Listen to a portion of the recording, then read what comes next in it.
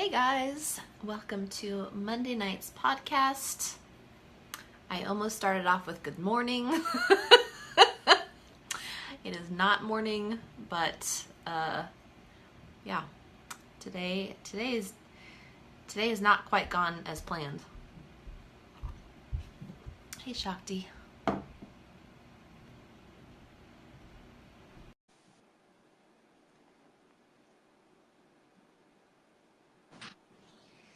Hey. Hello. You've got your man bun. Rocking it. I finally have enough hairs. I'm growing out my hair. Trying, anyway. Yeah. Well, I'm unintentionally growing out my hair, so, it's called not getting a haircut. Yeah. I have to, fight not getting a haircut. I look at the poof on my head and I'm like, God, just let me hang on.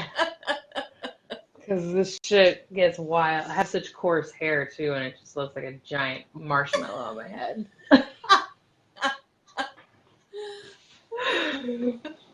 The black marshmallow. There it is. Shakti the samurai. Yes, that's what I'm looking like. I should write a children's book. The spiritual samurai. I'm also not wearing any pants, so I'm the spiritual samurai without pants. Girl, right now. I am loving summer because I meditate every morning with no pants. It's the best. It's great. No pants. The best life.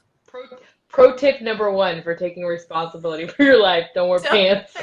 But seriously, the biggest perk to being an entrepreneur: no pants any day. For real. Most of the time, I'm just wearing a shirt, guys. Yeah. Not gonna lie. Yeah. It's true. Yep. All that. I think my husband one time was like, "What if they see you?" And I was like, I'm like, whatever. Have nice legs. I work out. I have really nice legs. They'd be lucky. I mean, let's be real though. It's not really any different than just wearing bathing suit bottoms. It really is. You know what I mean? I don't know what the drama is about. Why is it a big deal? I don't get it. I don't know. I have no idea. No idea. I'm with you. Team no pants. From now on, just assume we're never wearing pants. Yep. You're lucky some days I'm wearing a shirt, so. It's true. It's also true. This is such an interesting topic of conversation to be doing because I've had a really rough day with food today. Not with food today, but yesterday I did, obviously. Not obviously. I had a rough day with food today, man. It was intense. And I was I stress ate and I was like, I know what I'm doing. The whole time I'm eating it. You're like, I'm aware as fuck. I'm aware as fuck that I'm sabotaging myself right now. And I was like, God, it's so... You know when they say ignorance is bliss? It really fucking is. Because once you know what you're doing, then you're judging your action. On top of the if it's mindless, you're kind of I sort of feel bad, but then on top of that, you're I mean, I do, but then also I'm aware, and so why am I still doing this? Yeah. You're I'm it gets complicated. Yeah. Well, and I think that a lot of our clients deal with that too, right? Where they're I mean, I know what I'm doing, but and that's also why is it happening? That's also how many, we've been at that point so many times in our life too, where it's I see exactly what I'm doing. I see how I'm self-sabotaging, and yet I'm just going to continue down this path. Because why the fuck not? And sometimes, I'll do it. Today was a good example of that. I'll do it and I'll be I wonder what will happen if I just do it. It's an experiment with my mind. I start fucking with my own brain. I wonder if I'll really feel bad, or if I can talk myself out of feeling bad. How good have I gotten at this? Look how much I don't give a shit at all. Eat an ice cream. Look at me give zero fucks. I've mastered this. And not even in the astral realms, bitches. Not even in the astral realm. No fucks to be found. Well, and that's the thing. Shakti and I have been kind of experimenting and reflecting with each other as far as how much, and this isn't really our topic, but it's kind of our topic, like how much is actual emotional eating and how much of it is actual balance? Because I think for many of us, right, we've struggled with deprivation so long that we like don't even know what's normal anymore as far as like, wait, is this emotional eating or is this just I want some ice cream right now and that's okay? Yeah, that's a really good point. And it's a lot like, I mean, I feel like it's everything that we try to control in general. We have to just like sometimes just let go and then just let the pendulum like do what it's gonna do until some sort of natural equilibrium establishes itself. And sometimes the way that establishes is it goes really far the opposite way. And you feel, and that's how I usually find more balance is because I'll like swing to the extreme of like, and now I don't feel good because of all that I ate or the choices that I make. And so now I have to find my way, back this way. But I firmly believe that we are, creatures of nature. So we ebb and flow and we know how to do that. I think what happens is we don't trust ourselves that we know how to do that. So that's where like the mind games kick in, and that's where like the self-sabotage happens, and the behaviors get real weird and get real twisted. Because I think it's at the core of it, it's like a lack of self-trust, like a lack of not believing that you can have balance for real. And I think part of it too is once you have been on your journey long enough to know the difference between ego's voice and that voice of your higher self, then because ego can really be a sneaky little bitch, right? And be like, no, this is totally fine. This isn't emotional eating. You're fine. You're fine. You're fine. You're fine. And then you have eaten the entire pint of ice cream and you're like, oh, wait a second. That was fucking ego. So I think that, just the awareness on your journey as well. Well, if you know that you're stressed and then you go eat, that's one thing. Like for sure, that's emotional eating. If you get stressed out and then suddenly you're looking for something to eat, like that is hands down emotional eating. Yeah. For sure. Yeah. And so in our case, we're just talking about not necessarily having that correlation is what we're talking about. It's just that sometimes we've been so conditioned to not eat certain treats that when we're eating the treat, then we're questioning like, wait, am I emotional right now? Like you have to actually like am I feeling something and that's why I'm eating? And sometimes like for me yesterday it was a little bit of boredom, and I think that sometimes we think like, well, I'm not emotional about anything. So but then if you're bored, that's still emotional eating, so it's just really having the awareness. But this whole topic of taking responsibility of your journey came up yesterday because again I was reflecting back to Shakti about a group that she actually created. It's a 21-day meditation group, and a lot of people have joined us, and I was just observing the fact that there were a lot of people in the group, but there were also a lot of people not engaging.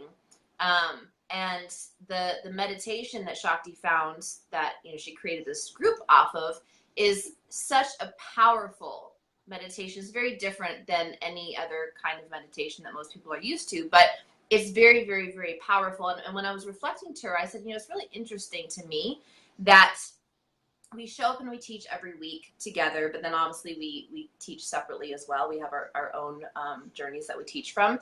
And it's interesting that there are so many people who admire us and look up to us individually, but also together. And yet we're straight up offering something that we're like, hey guys, just FYI, this is exactly what we're doing in our own personal life. Take notes, come to join us, that type of thing, right? And then we have people who have the excitement, but then a lot of people still aren't actually doing the work. And so I was just reflecting on the fact that I wasn't sure what it was. I wasn't sure what it was because, again, we hear all the time, like, you're so inspiring. I'm so impressed by what you do. I wish I could be more like you. Like these types of comments. And you when you look at someone who you're inspired by, oftentimes you ask yourself, like, what is it that they do? How have they gotten from point A to point B? You kind of like try to figure out, right? Like, how have they become successful? How have they worked through their shit? How have they done this? And we like blow open the doors. We're completely like fucking transparent. And then And then there are just so many people who are like, oh, no, I'm not going to do that, though. I'm not going to do that, though. And so we realize it really boils down to people not taking responsibility for their own journey. You know, it's really easy. I know it's really easy to stay stuck in your patterns. And it's really easy to stay in your comfort zone. But then when you sit back and ask, well, why are they so successful? Or how did they get so lucky? Or, you know, why does shit seem to just be working out for them? Take a look at what it is that you are not doing in your own life. Yeah, there's very specific patterns of behavior, you guys. There's very specific patterns of behaviors that people who have experienced tremendous success in their life, whether it's like business success or, you know, in my own case, one of the very first things I ever did in my life that was extremely successful is my current partnership. I very deliberately manifested my current life mate, like down to the T of a list that I wrote like a year before we reconnected. And I didn't understand law of attraction or manifestation or whatever the way that I understand it now. But I intuitively applied principles that I was guided to apply, and I did internal work that I was guided to do to create the experience that I now had, which was finding this person who was a very perfect vibratory match for what I wanted and where I wanted to go. He was the very first major manifestation that I had like that in my life. And since then, it's just been an onslaught of them.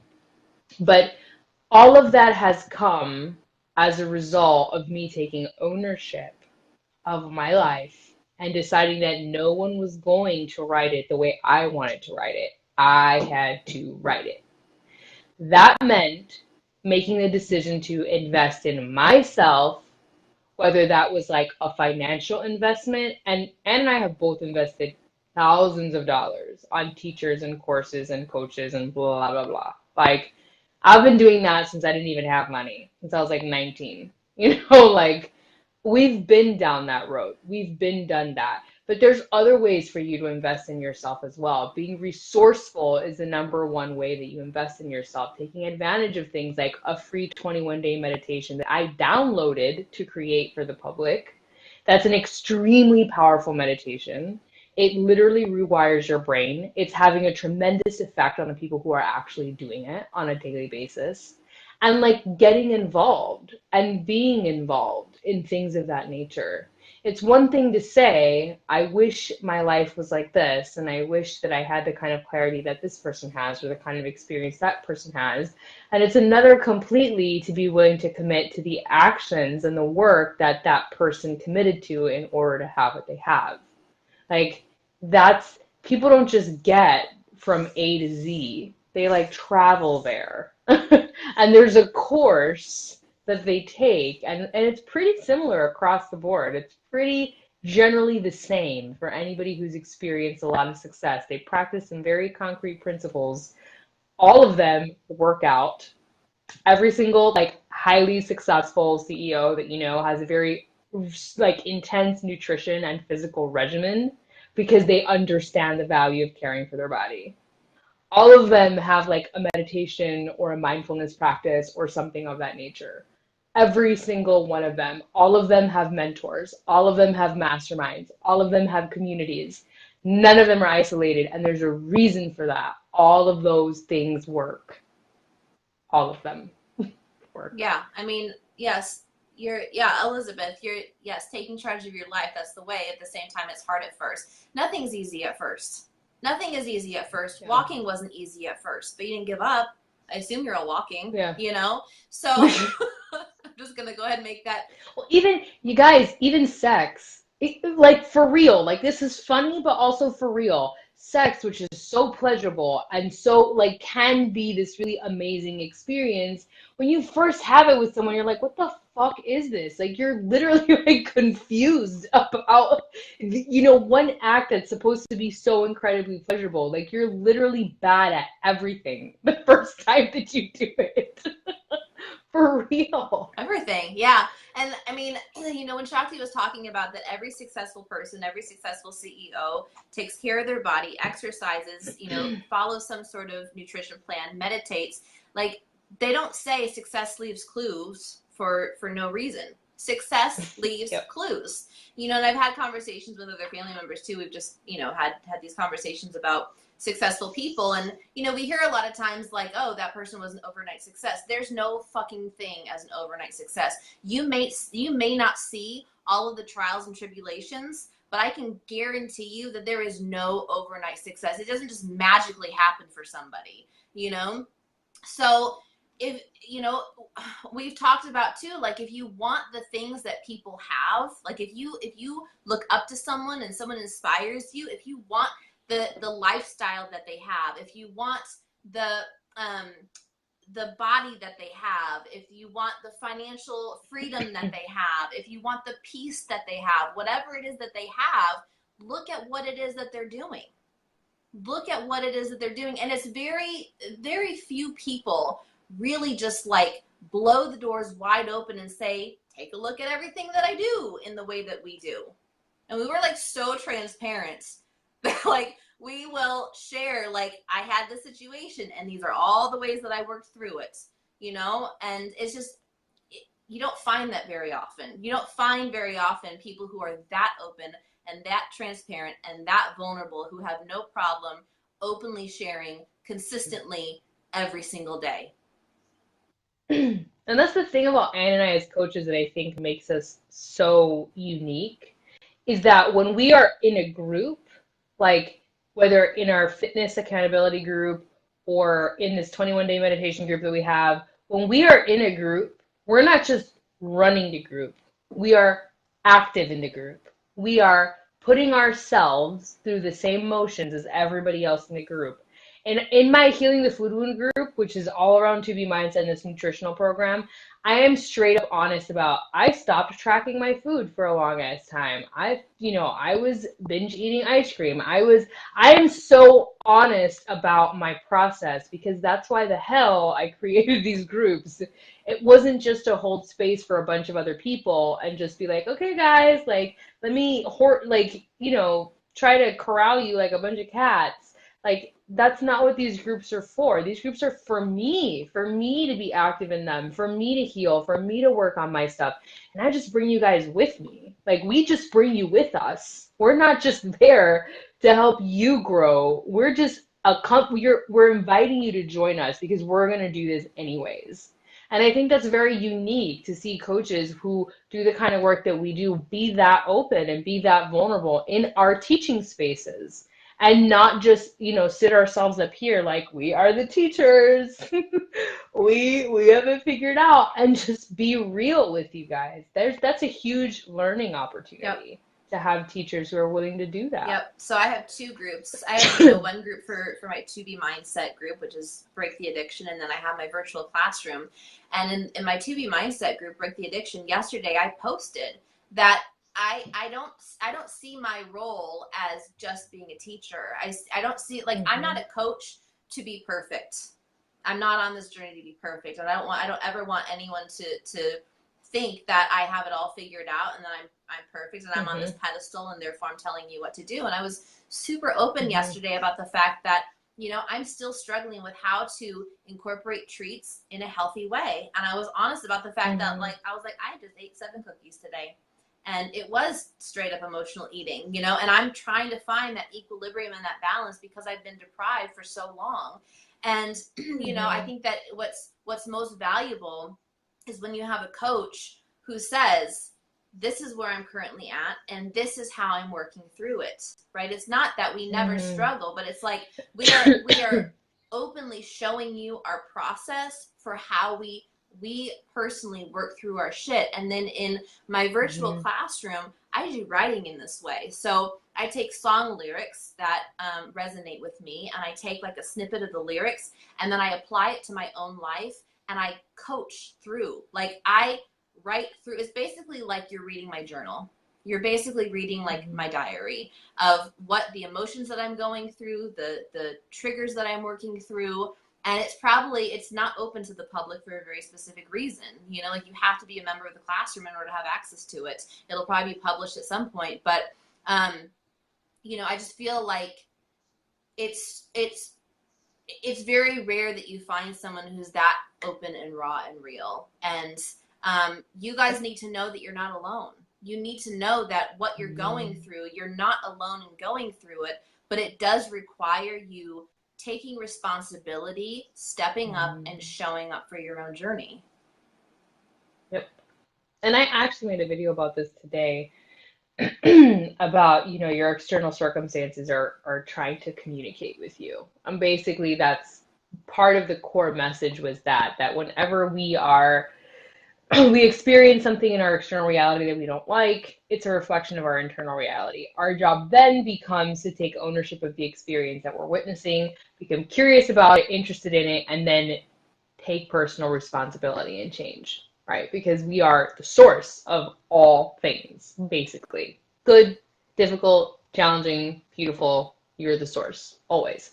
If you were to adopt that belief, that you are the source of every single thing that you experience, and you did it radically, 100%.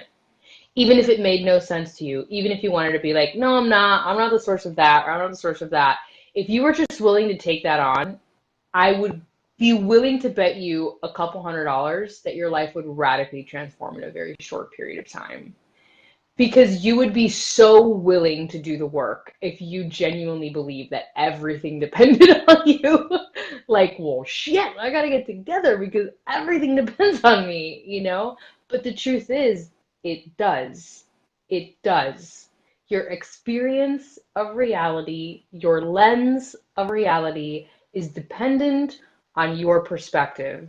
It's dependent on your stories. It's dependent on how you feel about the world. And if you feel that this world is dark and scary and difficult and hard, that's the lens through which you're going to see the world. And you're going to pay attention to every single dark, difficult, heavy, negative thing that's in the world. Because your lens is going to be programmed to capture only that. Okay? So taking personal responsibility for your life and taking advantage of the resources that teachers like us provide and being a part of that community, that is your way of saying, okay, I am the source. I understand that I am the source. And because I am the source, I am willing to do the work, to go within and heal what is unhealed and look at what needs to be looked at, and not to be perfect, but to be in progress, to become a better version of myself, meaning a more self-aware version of myself, a more compassionate version of myself, a more grace-filled version of myself, so that my world, I can program myself to look for those things in my world. I can program myself to look for kindness and compassion and grace and treat other people with that, because that is the lens through which I see my world. This is why taking personal responsibility is so essential, because it literally mitigates your experience of life. And if you're not doing that, then you are succumbing to an experience of life that is not only less than desirable, but tumultuous and chaotic at best, pretty much 100% of the time. Yeah, and if you know, we hear a lot like, oh, but it's so hard, it's so hard, it's so hard. Well, yeah, we get it. Like, we call this relax, this is going to suck for a reason. It's not always going to be a joyride, you know? But if you tell yourself every single day, this is hard, this is hard, this is hard, this is hard, this is hard, this sucks, it's painful, that is what you're going to experience. You know, try, like, what would happen if you tried for one day, just even for one day, every single thing you said, this is so easy, this is so easy, this is so easy, even if it does feel fucking hard, this is easy, I got this. Because in the moments where it feels fucking hard and you're just like, this is a shit show, but you tell yourself it's easy, you're gonna just start laughing, and it changes your state. It changes your state, and changing your state, changing your emotional state, changing your physical state is so important to breaking the pattern. Yeah. I love the word success. I'm like obsessed with that word, success. There's just like an S thing there. I'm partial to snakes. That might be my partial tongue coming out. So, anyways, every time I'm like experiencing something, I'll say out loud, this is such a success. Like, even if it's like a hot mess, like I'll just play with myself and be like, oh man, what a success.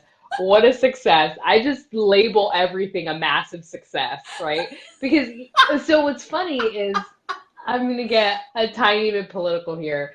Donald Trump, not a huge fan as a human being, not even like a president, but like as a human, I'm like, you could do some work on your vibration. You know what I mean? But he has figured out that if he just labels everything a success, Did you listen to that and podcast?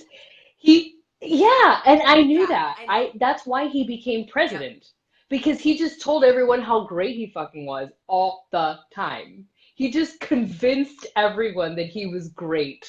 It didn't fucking matter if anybody believed him because he believes he's fucking great. And all he says all the time is, I am the greatest. This is the biggest. Listen to all the words he uses.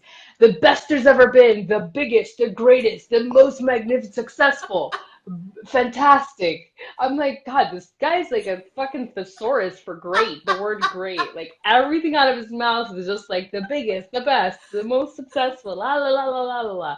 But he's figured it out. He's figured out that if you just say that enough and you believe that enough and you tell other people that enough, they will fucking believe you. It works. So whether you like the dude or you don't like the dude, it fucking works. He figured it out. Like he's got the code cracked. We need to be fucking studying his ass, not criticizing his ass anymore because this shit is for real. Like the guy is like an idiot, but he's also like fucking genius. Like at the same time, I'm like, God damn, he figured it Yep, out. I know. He did it. I listened to that podcast episode and I was like, I've heard it multiple times and I keep forgetting it. And I'm like, why the fuck have I been doubting myself? If Donald Trump can be president, why is ego giving me such a hard time? You know, it's like, okay, we're done. We're done with this. Like, we're done doubting ourselves because I could do way better. I mean, you guys, that's the only reason he ended up where he ended up because of the law of attraction, the law of speaking the word. He just spoke the word over and over and over again and told everyone about it and Well, obsessively, that nonstop. and Abraham Hicks talks about this, that and so many people focus on not Trump that when you put your energy into what you don't want, you're gonna fucking get it anyway. So You're be gonna get it yeah. too. So everybody who was resisting, thanks. Like that's how thank you guys because you all added to the pot of success to that Yep. dude. Because here's the thing, the universe doesn't understand the word not. And this is kind of a really important part of like taking responsibility and understanding why that's important, okay? There's no such thing as no in consciousness and in the universe. There's only energy, there's only attention. The only thing that exists is your attention to a thing. Okay? So if the attention is negative, meaning you're like, not this, not this, not this, not this, or your attention is positive, meaning yes, this, yes, this, yes, this, the universe doesn't know the fucking difference. It doesn't. It's just going to give you whatever you're paying attention to. This is my primary argument with activists. I say it all the time. Don't be against something. That doesn't fucking serve anyone. You being against something is a waste of energy. Go be for something. Be for something. Be for a change. Be for a movement. Be for something. Being against something is giving energy to the thing you're trying to combat. It doesn't freaking work. And I used to be an activist and I was a hardcore activist. And I realized this, it stopped feeling good in my body to be against stuff. It stopped feeling harmonious to be against stuff. And now that I understand the laws of the universe the way that I do, I get it. I get why. So to you, I say, taking responsibility for your life is essential because you need to understand that where you put your energy is what you're bringing into the collective. It's not just about your life. It's about what you're giving the rest of everybody else, like our president. Okay? Because everybody's energy who was against him added to the pot. And that's how this happened. Okay? So we need to be getting very, very aware of where we are putting our energy. Start focusing on what you want to happen, on what you're for. Stop putting your attention on what you're afraid of, what you don't want to happen, the problems, the drama, because you're going to amplify them for the rest of the collective. That's how it works. Yep. You're either giving more energy to fear, you're giving more energy to love, and you have the choice as to which one you're giving more energy to. And I was talking to our team last Wednesday about, of course, your individual journey is important, right? Of course, your own mission and purpose is important, but at the end of the day, it's not really about you. Like, yes, you have to get your shit together first before you can pay it forward and serve others in whatever capacity that looks like for you. But your life needs to be more than just about you and just about your family. Like, it needs to, the ripple effect needs to expand, right? And we can't expand, a love-based world if we're constantly living in fear and constantly living in scarcity, and if we're not taking care of ourselves. And it's time to completely be done blaming other people for our circumstances. That time is done. That time is done. We're done with victim mentality, right? We're done with victim mentality. And when you live your life as a victim, then you have no power to change anything, right? You've completely given your power away. So when we talk about, taking, like Shakti said, taking radical responsibility, by taking radical responsibility, even if ego's like, well, that doesn't make any sense. That's not about me. That's not my fault or whatever. By taking radical responsibility, you are empowering yourself. It's not about being at fault or anything like that, right? It's about empowering yourself, because if you don't take radical responsibility, then you don't have the power to change the things that you don't like. You can't have it both ways. You have to choose. Like, you're either a victim or you're not. That's it. And however you see yourself is how the rest of the world looks to you. The rest of the world will give you countless examples of your victimhood, if that's where you reside. Or the rest of the world will give you countless opportunities to feel empowered, if that's where you reside. Yeah, see, I attracted abuse because I abused the shit out of myself mentally. Of course you did. Because you have to make your story right. You have to make your story right. You guys need to understand this. Whatever you believe deep down, you've got to make it the truth. Everything will conspire to make that true. Because, like I said in my video that I did earlier today on my page, this universe is a giant fucking echo. It's a giant echo. It's just you literally shouting into the void energetically, and the echo has to return as it's been shouted. Your echo can't give you something different. That's not how echoes work. It can only give you what you said. And that's exactly how the universe works. So if you are degrading yourself and abusing yourself, self-harming yourself, ignoring yourself, okay, the rest of the world will show you that you are worthy of being abused, ignored, disempowered, a doormat, blah, blah, blah. It has to give you what you believe. You cannot expect anything less than that.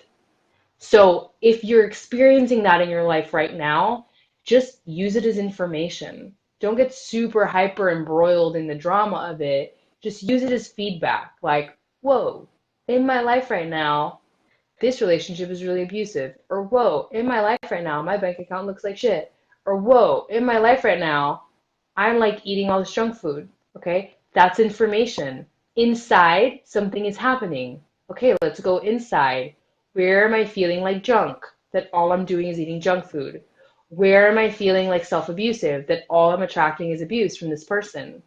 Where am I feeling like scarce? That all I'm seeing is scarcity. Like, just get curious. It's information, and it's there to help you realign and realign and realign. And how you know you're realigning and you're taking personal responsibilities, because you do start to feel better. It feels so much better to take responsibility for your life, you guys.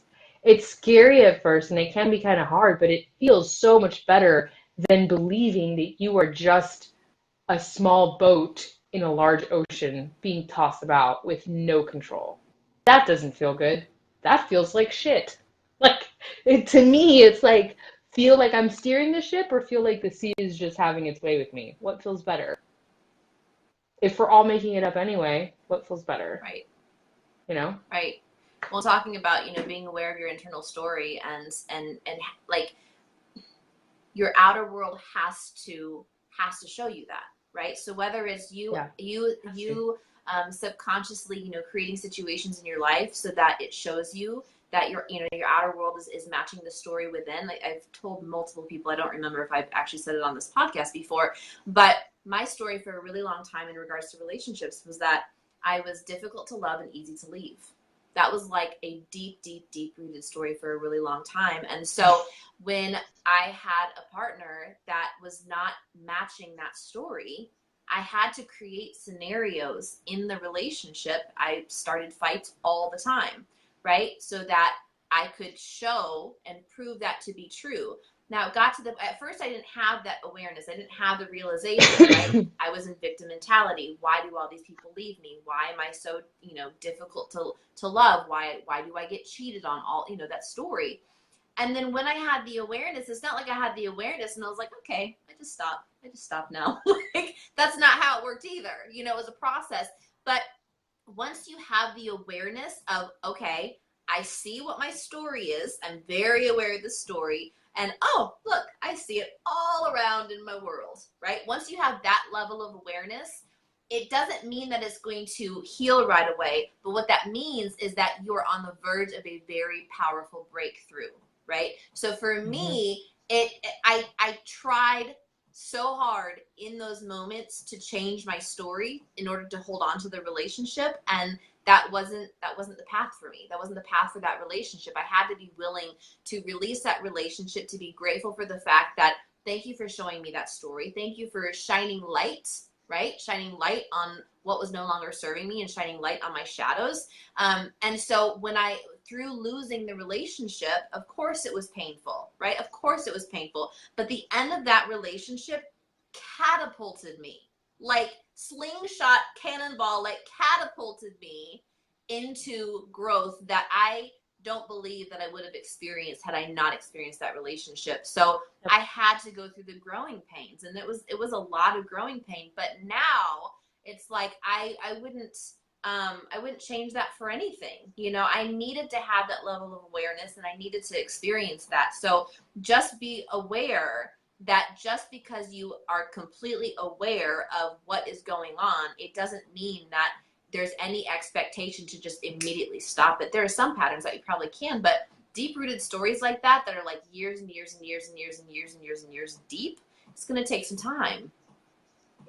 And this is where being very resourceful is really important. And this is where using all your tools is really important. And this is where reaching out to people who are like, how did you do it is really important. Like all of this comes into play. Everything I said at the beginning of this video comes into play right now with everything that Anne just said. Like pair those things together. Once you start to have that realization, like, oh wow, I'm seeing it everywhere in my world, then start applying, apply, apply, apply, apply, and don't stop. Don't stop, don't stop, don't stop, because you are ripe for having that switch. You are ripe for having that story change. My story was really, really subtle. And I will tell you guys that it took a really long time to identify what was actually happening below the surface. Because what I would do in my romantic relationships is I would, in my mind, this is going to sound so heavily fucked up, and it is, but it just goes to show so little preface, my very, very first romantic relationship where I was like actually in love, I was 15 years old, and it was sexually abusive, as well as physically, mentally, emotionally abusive. Literally every plane of existence that a person could control, manipulate, or abuse you, that's where I was, okay? So my very first experience of romantic love was that. Okay? Years and years and years later, here I am. I'm married. I have a son. I have a wonderful husband. And what I do in my mind, and it took a lot of getting really quiet and paying attention to the chatter, because we are constantly talking to ourselves, but we're not aware that we're doing that. We're not aware that we're constantly dialoguing with our minds, okay? In my mind, I would imagine scenarios where my husband would do something bad and leave me, and I would feel self-righteous in my grief. Okay. And I would replay these situations where I would then argue with him and call him a bad person and tell him like what a shithead he is and blah, blah, blah. Like on a regular basis. This was an internal conversation in my head. And what would happen, we would have a lot of fights. We don't really fight as often these past couple months because I've been working on that. But I did that a lot for years. And I had no idea I was doing it because it was so quiet in my mind. It was so in the background. It was so like I'd be taking a shower and just imagining these crazy ass scenarios that would be, worthy of me feeling like a victim, worthy of me feeling angry, worthy of me. And then I realized what was happening. Like, girl, you have this like romantic notion of being hurt. I had romanticized pain. I had romanticized suffering because that was the origin of my experience of love. And that is super fucked up. And I didn't even realize it was still hanging out in the background. I'm 30 years old. This is almost a 15-year-old story. Okay? So once I became aware of that, every time the scenario would start replaying in my mind, because I finally figured out how to actually listen, I would stop it immediately. I would dialogue right into the story and go, why are you thinking about this? Like I would talk to myself. Why are you thinking about this? Why are you actively wanting to create this? You love this person. This is no longer your story. This is no longer necessary. We're done. And I would switch the thought pattern. And I had to do that pretty consistently over and over again until I don't have those scenarios in my head anymore. I can honestly say, probably for the past 6 months, I haven't had that happen. And it's been the most liberating thing. And our relationship has never been better, to be completely honest with you. But that was harboring somewhere in the back of my mind. And I wasn't even aware of it. As self-aware as I am, I wasn't even aware of it because it can be that subtle, really. Well, I think for anyone who's been abused too. I mean, I have a history of sexual abuse, and I think that there's, to feel like you need to defend yourself on any Hmm. level, it feels Hmm. very empowering to be in that defensive mode. You feel like, Hmm. you have those walls built up and you can protect yourself. And so I did Hmm. similar things that Shakti did, where I would create stories in my mind, and because it felt safe. Right, it felt safe to be able to defend myself in that way, and then I would also start fights as well. And yeah, I think You're welcome. yeah, I think that it's very common for people who have a history of abuse. And I really wanted to share that because that's something that, like, I'm sure not a lot of people want to talk about. I'm not proud of that. I'm like, that's kind of like a really like intimate thing, for me to share about my story. But this is exactly what Ann and I meant when we said that we're extremely transparent. And when we're in our groups and we're doing the work, like we're really real with you guys.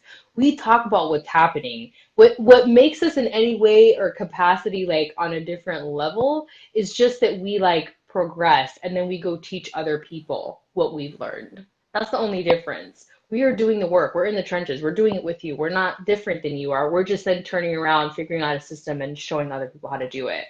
That's it. Like that's the only difference. Relationship aspect for everyone. Yeah. Yeah. So you know what I mean, Jenny. I can't open your comments, by the way, for some. Can you do that? Can you click see more and actually see the whole comment? Because I Yeah, I can't. can. My phone is like Oh, frozen. awesome. I can't share. Like I've literally not been able to do anything. Just talk. That's all. Well, and yet, But this is such a common theme. Like obviously so common, right? Like so many of us that are light workers that are attracted to this field of service and coaching and like that was part of our story. And I want you guys to see how that's not a coincidence, you guys. That's not a coincidence. And everything that we lived through gave us the ability to have the kind of compassion and empathy and awareness and presence that we now have for other people. Do you imagine that you would be able to feel anywhere near the kind of compassion that you can feel had you not lived through what you lived through? Ask yourself that question. Do you imagine that you would even have the emotional capacity to hold space for another human being the way that I know every single one of these women can, had they not lived through what they lived through? No, you wouldn't. And that's the truth. You wouldn't know. That's it's powerful. true. I mean, I there are a lot of women out there who have not quite healed through their stuff yet, which is fine. That's where they're at, you know. But Yeah. I held a lot of not shame. Shame's not the word. Like I was almost. I wanted to hide, I guess, the fact that I I am grateful for the abuse that I've experienced. And a lot of people Mm-hmm. look at someone who Mm. says, I'm grateful for the abuse that I've experienced, and you're shunned, really. Like, you know, you're Yep. shunned from the survivor Yep. circle, right? Because a Yep. lot of people view themselves as survivors.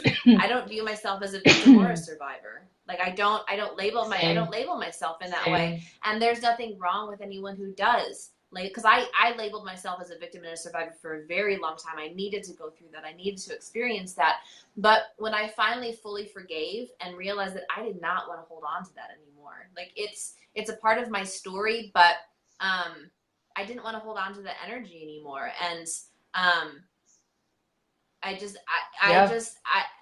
I honestly Jenny, yep. wouldn't give it up for anything. You know, some people say like, if we create our reality, if that's true, right? If we actually create, why would someone choose to be abused? Well, I can tell you why on you know, a subconscious level I would choose to be abused, because the way, like Shakti said, the way I'm able to show up and serve the women who I serve, I would not be the coach I am in this moment had I not lived through every single experience I had lived through. So before you go into woe is me and I wish this wasn't happening to me, realize, and I've said this, if you've worked with me in any capacity, this is not news to you. I've said this to you. You do not know who you are meant to serve in the future by going through what you have gone through and what you're currently Yep. working through. So be grateful, find appreciation, be open to the lessons, and trust that you are experiencing this for a reason, even if it's uncomfortable, even if it's painful, and even if you have no fucking clue why you're experiencing it. You don't need to know why right now. You don't need to know Yes. why right now. Yes. Just take the next step and take the Yes. next step and take the next step and trust that you are Yes. on your path. But you're not going to continue Yep. on this path if you stop showing up and taking responsibility. Yep. I mean, if someone asked me right now, how do you feel about your first, love relationship? I have so much love for that person. Like, honestly, when I think of that person, I just feel like tremendous amount of compassion towards that person because they came from a cycle of abuse. And that's how they knew how to love. That's all they knew. So that's how they showed me love. And it was fucked up and twisted, but it's what it was. So I don't see myself as a victim or a survivor either. I don't see those words are not a part of my identity in any way, shape, or form. It was a part of my story, and it gave me such a huge ability to hold space for people at a very young age. At a very young age, I was able to hold space for grief, for suffering, for self-hatred, for suicide attempts, for a bunch of stuff. I was that person in my friends group. I was the go-to for advice and suggestion and space holding.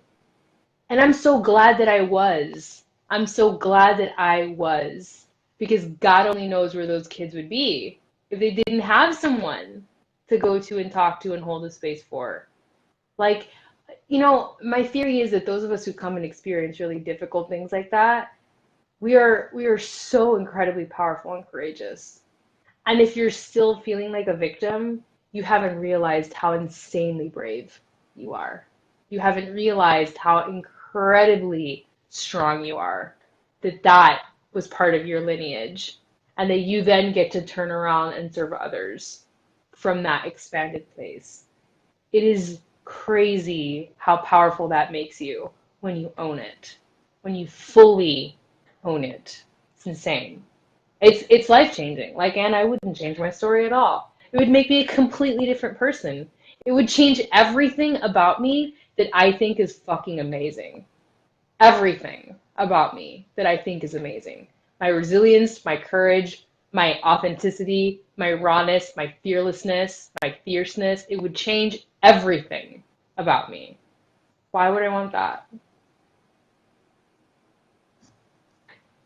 that make Yeah, sense? and we wouldn't be drawn to the people who we're drawn to in our life. Like, Shakti's saying that, I'm like, well, shit, if Shakti wasn't the same person, we wouldn't be... Would you love me? No, I wouldn't.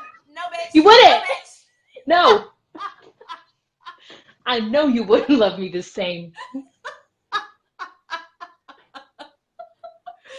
You wouldn't. It'd be totally different. We wouldn't connect on the same level. I'd be like, I don't understand her, you know, or she wouldn't understand me or whatever, you know. And all of you on this, you know, episode right now, like, you are drawn to us for a reason.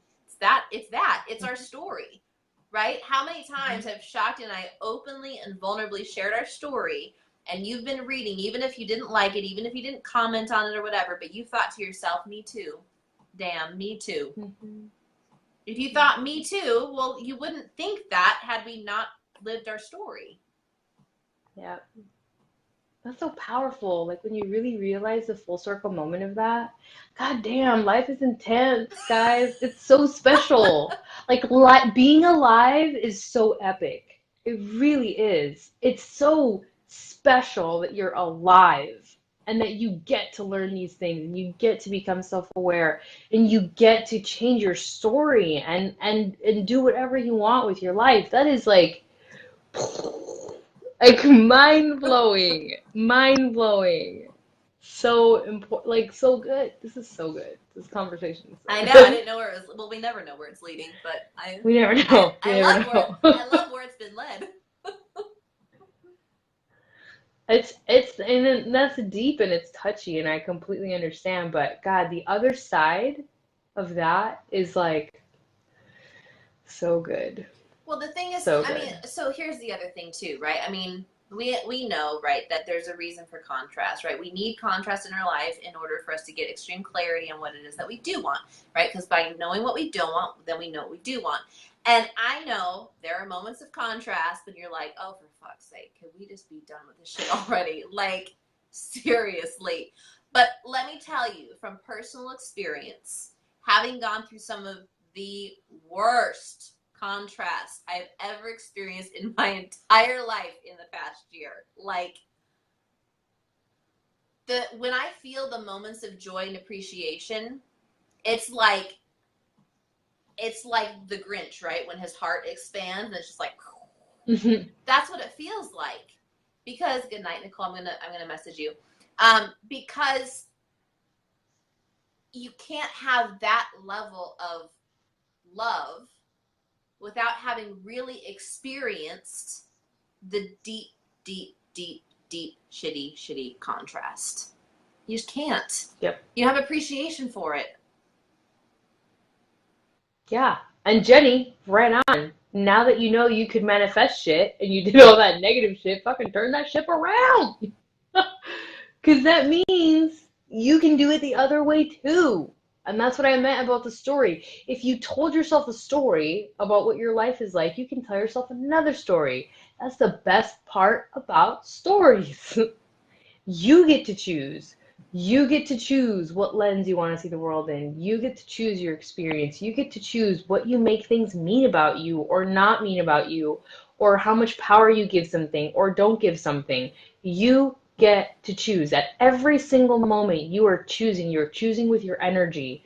You're choosing with your emotions. You're choosing with your feelings, with your thoughts. You are voting constantly for what you want more of in your experience. So vote for what you want.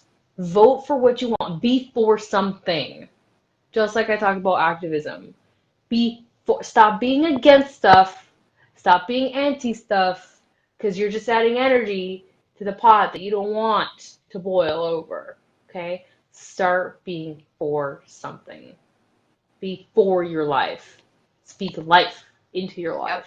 And when I was in a vicious cycle of like fear and worry and anxiety, like over and over and over, and a lot of times it was financial, right? Because many of you know that I went through like the worst financial shit ever in January. And it was almost like once I experienced that, now ego's like, well, that's happened before, it can happen again, right? Because ego lives in the past. Well, past or future. But ego is constantly, the fear comes from it happened in the past, therefore it can happen again. And so every time ego's like, it could happen again. Oh my God, we're on that path. Oh my God, holy shit, we're on the path. Oh, just like freaking out. I like stop and I'm like, okay, I know exactly how I created that before. Would I like to relive that situation? No, I would not. No, nope. So when I noticed that, I'm like, okay, I know that I've already created that, and that was less than enjoyable. So I choose not to recreate that because I think I learned that lesson enough times, right? So then I just choose another thought. I mean, like Shakti said, like I choose another thought, or if I'm in a moment where the emotions are really intense and I'm like, even when I'm thinking new things, I can't feel it yet, right? I have to break it. So I just ask myself, okay, how do I feel? How do I feel? And recognize how I feel. How do I want to feel? And Shakti's obviously talked about this in previous episodes also, but how do I want to feel? Okay, I want to feel relief. Okay, well, how does relief feel? And if I can't even get to that, because there are sometimes I'm like deep in the anxiety and where I'm like, I don't know how relief feels. I'm just fucking anxious right now, right? Then I think back to a time when I experienced relief. And I have a memory. Go back to a memory. When was a time in your life where you experienced relief, or you experienced love, or you experienced joy, and break the cycle, right? Yep. That. I don't know what time it is. It's 9:56. Okay, we're so I good. know. We're like on it, crushed it. I mean, I don't really have anything else to say. Like we gave you a lot of content in this video. So, like, again, Use it. we are constantly like, yeah, use this freaking, don't just sit here every Monday night and absorb stuff and then don't go do stuff. Like, go into the meditation challenges, join one of our fitness accountability groups. Like, if you just want one-on-one time, let us know. We do that as well. Like, invest energetically in yourself in getting the support that you need. So freaking important. Don't just listen to stuff and then go back to your life and don't do anything different. Do something different. If you want something you've never had, you got to do something you've never done. That's just the way that it is. We've done it. We've benefited from it. We know that it works. That's why we're here every Monday night. Yep. That's it. So That's it. That's it. That is it. Yep. We will be coming at you, actually, Ann and I, not on here, but we're going to be doing an interview on Friday on our individual pages. We're going to be sharing it all over. So if you're friends with both of us, you're going to see it, I'm sure. But that's going to be a really good conversation. So stay tuned for that. Because also we're going to be live together. Like, not split screen, Together. but together in Atlanta. Yeah, but like together in Atlanta. So good. Yeah. Yep. Catch that. All right, guys. Have a wonderful night. Share this out. Tag people if you're on the replay. Let us know you're watching the replay. If you're interested in joining our team, contact us. If you're already a Beachbody coach or don't want to be a Beachbody coach, contact us and let us know that you want to work with us, and we will let you know all the options. All right. Chat with you guys later. Bye. Bye.